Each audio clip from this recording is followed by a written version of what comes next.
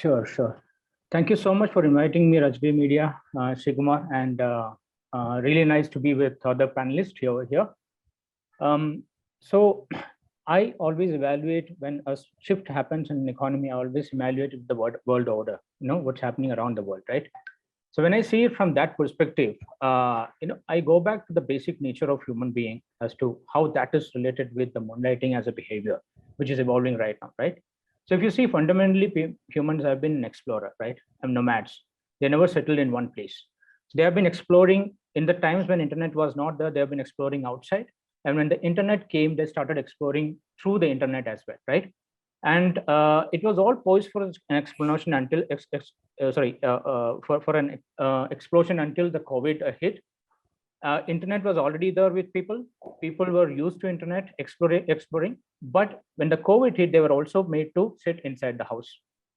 And what happens in such a situation when, along with that, then technology like Zoom comes, is people's possibility to explore gets maximized. In that scenario, all the possibilities of which is available in the market, they kind of absorb, and moonlighting came in as a part of that. And as one of the panelists told, it is not a new thing, right? But when it came to the technology, technology space, it became very obvious, and it became the media a point of talks. Now, if you see, what has happened is, by default, there is a culture which has been developed in India, which is overtime work. And it's simply exploded during the COVID time. People never used to know when they will wake up, when they will start working, when they will stop working. It was all throughout. Everything was mixed up, right? Personal life and the professional life got mixed up completely. And it so happened that people were already working for 12 hours, 16 hours, and 18 hours. And they simply were not getting anything extra out of it, right? So there's no concept of extra overtime work wage in India. So what has happened is, on one side, companies have promoted the culture of overworking. On the other side, the compensation part was not skewed. So this started creating an imbalance in the ecosystem where people started thinking, hey, if I can work for 16 hours, 18 hours for a company from Monday to Friday, why can't I work for Saturday and Sunday also if there is a possibility for me to earn some extra bucks, right? They started working on the weekends. Now that's got spilled over to the weekdays. And it came to a stage where people started earning more salary than what they are already earning in the companies. See the precarious situations where things have come into. People can earn more salary than their committed company. At the same time, they don't need to leave the company, right? People were ready to take a risk on their toll of their health to go to any extent to kind of experience this. I'm not telling that the entire set of people who are working is in that, like our panelists told.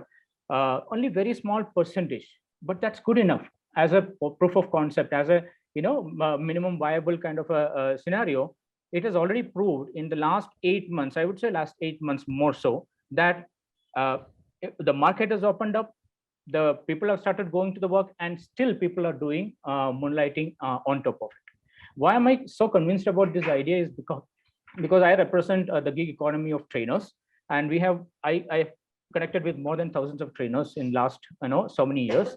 Under 10,000 trainers are under our belt, and we know most of these trainers, good trainers, I mean to say, come from this particular space. They are already working with some company. Because of the difference in the time zone in which they work, they choose to kind of work for other companies, mostly as freelancers, as one of the panelists told. But still, whether it's a freelancing or on contract, it's all the same. The impact is the same, right? Your mind space, your everything is being lended to some other opportunity, which is actually taking out the productivity from the existing company. So the idea is not to see it objectively to say whether it is right or wrong, because you can never figure out right and wrong unless the time tells it by itself. It is all about seeing the impact of moonlighting in the current ecosystem, weighing the pros and cons, and taking appropriate measures to retain the best of it and kind of put a halt to the negative impact of it. That's the way I see it, the entire moonlighting as. Now, if you see, I've mentioned that the companies have possibly triggered this whole thing by extending the work hours and then making them to think that, hey, for the extra hours, I can get paid, right? Now, if you see moonlighting more from India versus another country, let's say US or Canada, where people can actually work out of hours without any problem, right? It is very legal for them to do that. While studying, they can do it. While working, they can do it. But in India, it's a questionable thing because it's always been a part of the code of conduct.